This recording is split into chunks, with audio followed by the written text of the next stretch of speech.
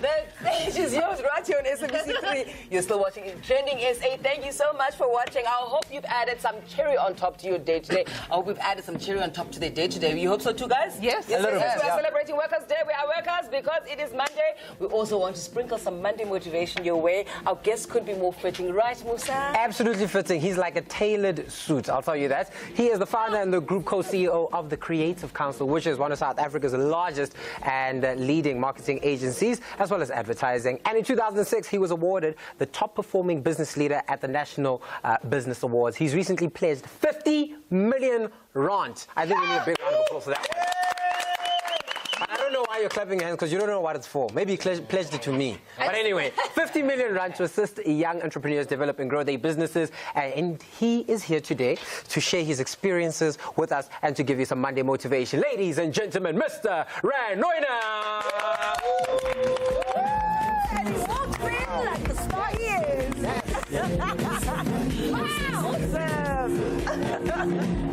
Sure. Now, before we start, I was talking to Mpo about this like 2 seconds ago. Someone here smells very nice. I don't know who it is. No, I think it's him. I think it's you. I was called a tailored suit, sir. Yeah, no, but you smell very nice. I'll give you that. But before we get into anything, I want to find out. Sorry, guys, he smells very nice. What am I going to do? No. Listen to how the accent changes. Sorry, guys. It smells very nice. The entrepreneurial spirit. I know that's why you're here. You're here to motivate us. Let's start with that. What is that? Like a lot of people, we hear about it. A couple of weeks ago, the deputy president was saying that, you know, he thinks it should be taught in schools and that sort of thing. I don't know what it is, because no one's really defined it. You know that feeling when you wake up and nothing in the world can stop you from achieving your objective? Absolutely. That's the entrepreneurial spirit. So I don't see boundaries. I don't see barriers. When people say to me, something can't be done, I laugh in their face and say, watch, let me show you how I'm going to do that. Nice. And that's that entrepreneurial spirit. It's that fire where we never, ever stop. And you know what? When that happens, we have such fun. Yeah. It's the most fun that you can have. I've never, ever thought of getting a job before. Ever. Nice. Job doesn't exist. Yeah. I had a job once for 4 months. And after 4 months, I tried to buy the company I was working for. Wow. And they fired me. So that was the last. Antisocial behavior. Yeah, antisocial behavior, yeah. So when did that start for you? You say, is it something you're born with? Can it be taught at schools like they're suggesting? What is it? I often ask, you know, is it something you're born with or can you teach it? Now, I think I was born with it. When I was 3 years old, I learned how to use a pair of scissors. And I cut out pictures from an old calendar. And I left the house. When the domestic went outside, I ran out. And I went to sell these old pictures door to door. And I came back 24 hours later, and the police were there, and my mother was there, and my aunt, and my gran, and a missing persons report. Whoa. It didn't matter, because I had a pocket full of money. Wow. And that's all that counted. And since then, I've had this addiction, not for making money, but for operating, for doing the deal, for breaking down barriers that that people said existed. That's the fun. So you're talking, I know, hey? I know, I just want to go out and go sell something. But now you're talking... Just wear that dress. You can go. You're talking about at 3 going out and selling pictures door to door. But in terms of official business, what was your first official business? What do you call official business? In matric, while we were writing our final exams, my business partner and I, Gil, my current business partner. You're a business partner in matric? In matric, he's still my business partner. And he's always smiling. He's very cute. Yeah. He wears hats, you're right. You sing Hava Nagila when you see him. Anyway, Karen. Yeah, he sings Hava Nagila, yes. So we bought a container of cosmetics at an auction.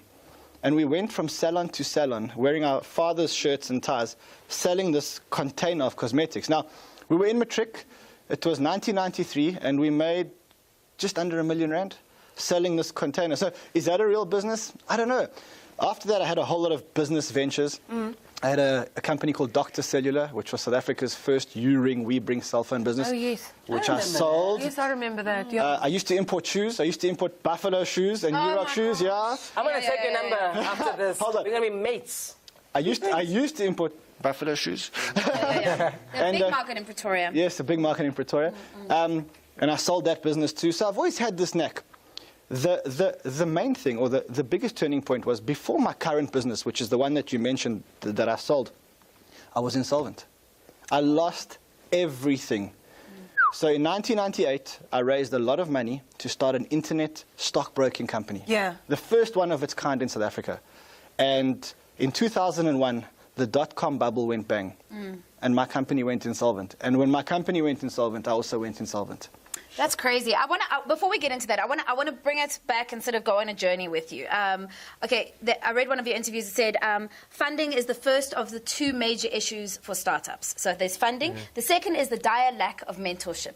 Yes. These are things that I deal with in my daily life because I'm big on mentorship. And you've owned all these businesses, you know, whatever. Also, I got an SMS from my mom. Is he married? We'll get to that as well. So there was wholesale. There was the mobile thing, whatever. How did you work around the mentorship because you were so young and the lack of funding? I mean, where did the money come from? So the only reason I know that those are the two problems is because I had the same two problems. I had no mentorship. I come from a home of salaried employees. Right. So there was no entrepreneurial mentorship at home, that I can tell you. You know, I set out looking for a mentor. And the concept of a mentor doesn't really exist. Because Right. a mentor means someone that's going to be with you for a long time. Not just, you can't mentor someone for a month or 2 months or 3 months. You mentor someone over their career. And I don't know anyone who would give so much of their time selflessly to mentor you. And funding. Let me tell you a story. When we started Creative Council, we needed 100,000 Rand to start our business.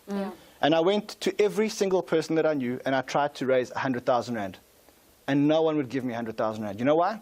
Because all I had on my CV was I was a failed entrepreneur. My previous business went bang. If someone had given me the 100,000 Rand, I would have given them 50% of our business. Wow.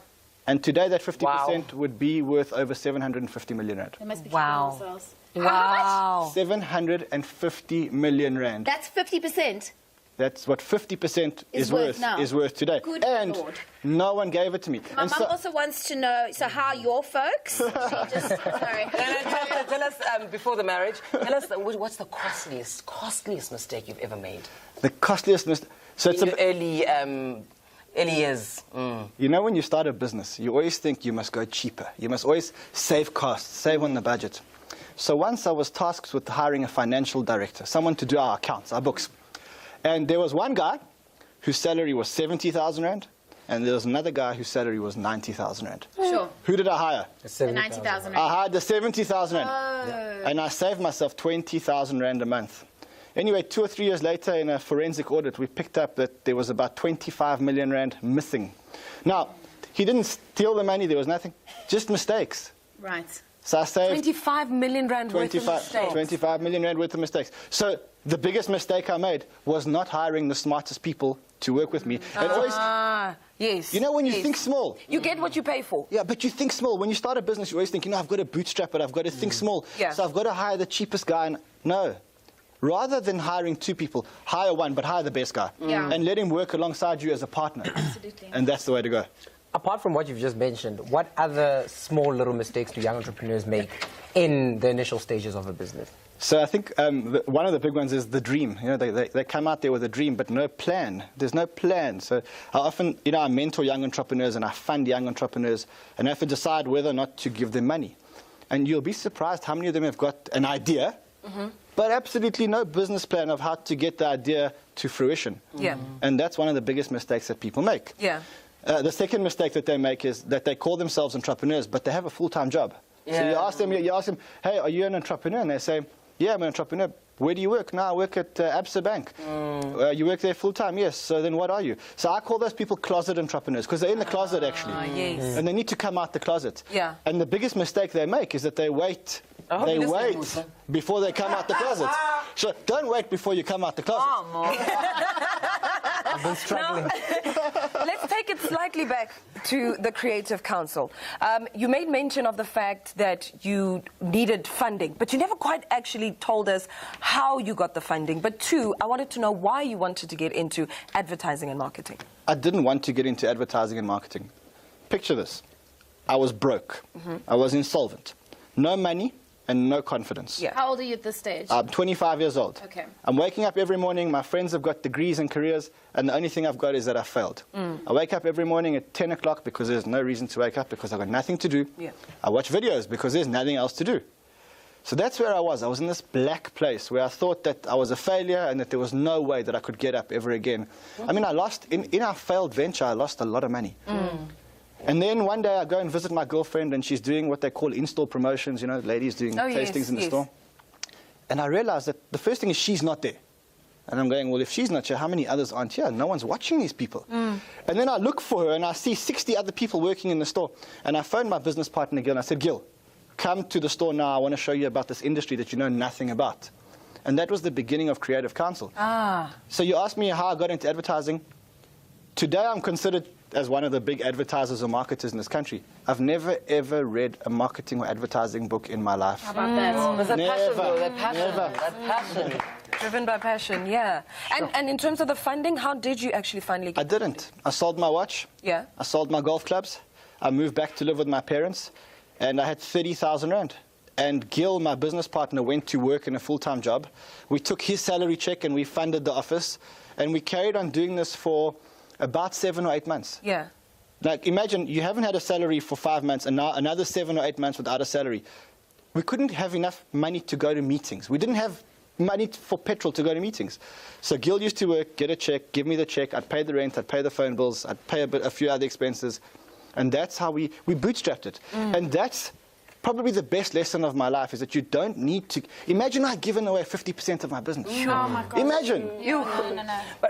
But what I'm loving about this, though, as well is the fact that, you know, especially on Twitter, we're always laughing at when we read about black guys who still live at home. We don't even know what they're planning, you know. Let's not judge so easily. The company is very successful with an estimated annual turnover of 600 million rands, not kwachas. Yeah, slightly You sure it's more. not kwachas? Slightly more today. It's just under $1 billion rand today. It's under $1 billion. What do you credit the success to? Wow. We Can you came... spit at me? So, no, I was just... You know what just hit me? You know what just hit me? Yes? We are sitting here with money. Exactly. My fault. Exactly what I was thinking. I was like, hi, man. Millionaire, Lendo. Yay. Hey! What do you credit it to? You know, when you walk into an industry, you don't see any barriers whatsoever. You go out every day and you work with this focus where you have no barriers. And that's us. We don't see barriers. People say, this can't be done. We're like, are you joking? Or people say, this is how we do things. We say, let us show you how they should be done. Yeah. Wow. So we wake up every day and we innovate and we solve problems. We solve brand problems. So they call us a marketing and advertising company, and they call us the biggest marketing and advertising company in the country. We're not a marketing and advertising company. We're a consultant company that changes the way people shop. I like that. And we're very successful in that. So you're the original influencers. We are. We're the original influencers. Correct. That's very cool. Wow. So now you've won many awards, many accolades over the years, especially most recently 2016 with the top performing business leader at the National Business Awards. And you say you sold the business for 1.5 billion rand. Which part of the business? Because I was struggling with that. I can't say that I sold the business for 1.5 billion rand because I signed this document called the confidentiality agreement. So I can say I sold the business. Estimated. So it could be 10 billion. It can't be 10. I can say the press said I sold the business for between 1 and 1.5 billion rand. I can also say that you can sometimes believe what you see in the press. That's a nice way of putting it. That's so Being very diplomatic. So we sold the business. I'm still the CEO of the business. I'm continuing the expansion of the business. How does that work? How do you sell the business but you still run the business? Because what they buy is they buy you in the business. Okay. So they bought us. We're still in the business. We're growing the business. Okay. Business is growing. We're having more fun than we've ever had. Fantastic. Wait, does this mean that now you have a boss? I have a boss. Okay. How about that? Let's not talk about that. You've taken a step back, haven't you? What I really like is that you've got this 50 million rand entrepreneurship fund that you've pledged to sort of open up to entrepreneurs. Also, you partnered up with Suits and Sneakers. Yes. Is that part of that 50 million situation? Tell us. Okay. 50 million rand. So I appreciate the challenges that entrepreneurs have. Right. There are a few challenges. The first thing is there's no funding in this country. Okay. Everyone claims that there is funding. You try and get funding in this country, and you'll realize that there's no funding in this country. Yeah. There's no easy funding. There's no entrepreneurial funding. Great. Everything goes through so much bureaucracy. So I've decided to cut the bureaucracy. That's the first thing. The second thing is I'm not interested in just investing money in businesses. I want to get behind the people, and I want to work with the people to make magic happen. So it's got to be things that I'm passionate about. And the third thing is, it sounds a bit crazy, but because of the atrocities of the past in this country, there is this generational entrepreneur void. Correct. So you find that you have this young black entrepreneurial talent which doesn't have mentorship or guidance at home. Yeah. So where do they get their insights and their mentorship and the basic things that we see as basic? And primarily what I want to do is I want to bridge that. So I want to act as this pillar of mentorship to this talent of entrepreneurial people in this country, and hopefully create 100 or 1,000 more entrepreneurs. Yeah. And I think with 50 million rand, we can do it. Wow. Yeah, definitely. Now, you know, as a human being, you always, at the beginning of the year, you set all these goals. You have like long-term, short-term, you know, all these different plans. And sometimes you hit them and then you sort of feel like I'm getting to that level of success. Do you wake up and think, I am successful? Or do you still think you're not there yet? I wake up every morning thinking that I'm nowhere. And I love that. I wake up the same now as when I woke up 15 years ago when I had nothing. I wake up with that same drive, fire, desire. And, you know, people in this country, people see me as a wealthy person. But in the big scheme of things, in the world, I'm not even a drop. And I feel like a poor person. I wake up with the same fire as a poor, hungry person has We got. can see that fire. We can see it. Musa, thank you so much. Thank I could talk to him the whole you, show. guys. I did it, ne? I did it. You feel it in your heart. Oh, you did it. When I go sell potatoes right now, eh? Dude. Yeah. Thank you so much. Thank you, guys. It's been amazing. We're going to go to a break now. One last word that you want to say to the wonderful viewers at home? Don't see barriers. I like it. Don't see barriers. Stop waiting for people or the government or institutions to sort out your problems. Get up every morning. You have one life. Go and sort it out. That's it, Trending SA. You know where to get hold of us on Twitter, Trending SA, on Facebook, Trending SA, on Instagram, Trending SA. See you after the break. Do not marry him. He might have a girlfriend. He might have a boyfriend. My face is on his bosom already.